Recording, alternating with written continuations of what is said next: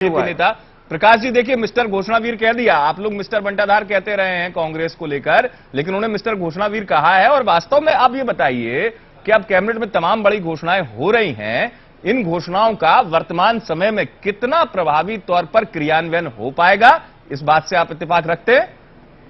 मैं आपको कतई क्रियान्वयन बिल्कुल हो पाएगा। रघु जी सुन लीजिए, रघु जी सुन लीजिए, रघु जी सुन लीजिए, बोल रहे हैं प्रकाश जी। रघु जी को इनको बताइए कि नेट पे जाएं और आज जो घोषणाएं हुई हैं उसको पढ़ें। हाँ, ये कांग्रेस की तरफ से बोल रहे हैं, ये इनकी अपडेट है ही नहीं, ये स्टडी करते ही नहीं है। हाँ। कि आज जो कैबिनेट में फैसले हुए हैं वो ओला पाला के लिए नहीं हुए हैं। ओला पाला का तो पैसा हमेशा से सरकार मध्य प्रदेश की जब जब पड़ा है देती आई है। इन्हीं के राज्य की सरकारों में एक ओला पाला के पैसे नहीं मिलते थे, किसान बेचारे आत्महत्या करते थे और पीड़ित होते थे और परेशान रहते थे। हाँ, नहीं, ये आप कह रहे हैं, मैं इस पहलू को समझूंगा, इस पहलू को समझूंगा। रघु जी अपने कार्यकाल में रहते, रघु जी सुनिए बात मेरी, मैं रोक रहा हूं आपको, इस बीच में जरा एक टिप्पणी मुझे लेने दीजिए। मेरे साथ प्रज्ञान भट्टाचार्य, संपादक खबर भारती भी बने हुए हैं। प्रज्ञान जी, आपने दोनों के उत्तर अभी आरंभिक तौर पर सुने होंगे, क्योंकि चर्चा की ये शुरुआत है और शुरुआती तौर पर स्वीकार्यता की अगर हम बात करें तो प्रकाश जी कतई मानने को तैयार नहीं है।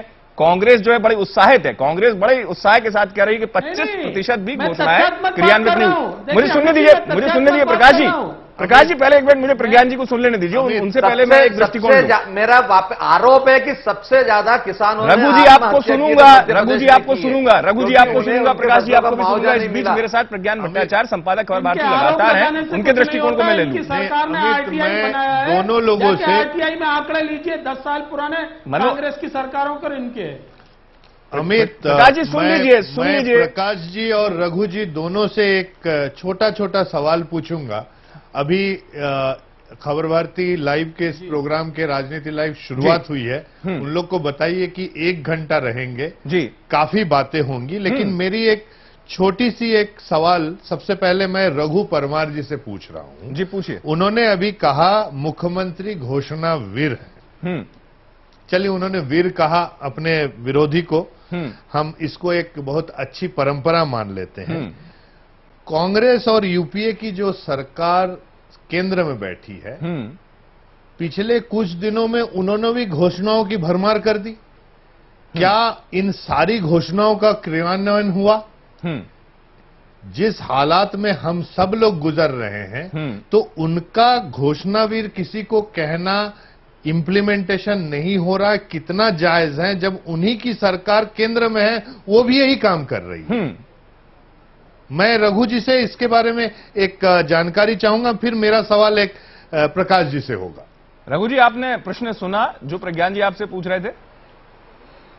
जी सर, सुना है जी। हमारी केंद्र सरकार ने जितने भी घोषणाएं की हैं और जो बिल पास होने में पार्लियामेंट में टाइम लगा, पर जो सोनिया गांधी जी ने कहा कि हम फूड सिक्योरिटी बिल लाएंगे, हम लेके आए। हमने भू अधिग्रहण का बात की, हम पार्लियामेंट में लेके आए। हमने मेला ढोने वाली बात की, वो हम लेके आए। तो कांग्रेस पार्टी जो बोलती है वो करती है, पर भारतीय जनता पार्टी जो बोलती है वो कभी भी नहीं करती। नहीं रघु जी, आपने बिल पार्लियामेंट में लाया, बिल पास हो गया, कानून बन गया, सारा इंप्लीमेंटेशन यही का ही हो गया। आप यही कहना चाहेंगे? हमने बोला मैं कि इसी हम बात में किसानों का प्रकाश जी कर्जा से माफ कहूंगा, करेंगे, वो किसानों का कर्जा माफ जवाब हुआ। दे पाएंगे? प्रकाश जी, आप इस प्रश्न का उत्तर देंगे जो प्रश्न प्रज्ञान जी कर रहे थे दरअसल रघु जी से, कि केंद्र सरकार घोषणाएं तो करती है, चलिए देश हित में है, खाद्य सुरक्षा बिल अगर बात करती है कांग्रेस, लेकिन जमीनी स्तर का सवाल आता है, क्योंकि हमारा बुनियादी सवाल है कि जनता तक क्या पहुंचा और किस सूरत में पहुंचा। अमित जी, ये मानते हैं कि इस देश में व्यक्ति 60 साल से भूखा सो रहा था, इन्हीं की सरकार ने काम किया 60 सालों तक। इन्हीं की सरकार थी केंद्र में 50-60 सालों तक। हम लोगों ने तो मात्र 6 साल अभी शासन किया है केंद्र में। इनकी सरकार के तहत ये मानते हैं कि 72-73% देश में लोग भूखे सोते हैं। ये इनका सुशासन है। इस देश में आदमी को भरपेट रोटी नहीं मिलती है, और ये मेला ढोने की बात करते हैं। आजाद हुए देश को इतने साल हो गए और ये ताज्जुब लगता है कि ये किसी नियम कानून के तहत ये इंप्लीमेंट करा पाएंगे। आश्चर्य लगता है मुझे, घोर आश्चर्य लगता है कि कौन सी सदी में जी रहे हैं। अगर यह सरकार रही, इस सरकार के कारण से आज दिनांक तक 25 लाख करोड़ रुपए के घोटाले हुए हैं। अगर ये घोटाले नहीं होते देश कहां से कहां पहुंच जाता। 21वीं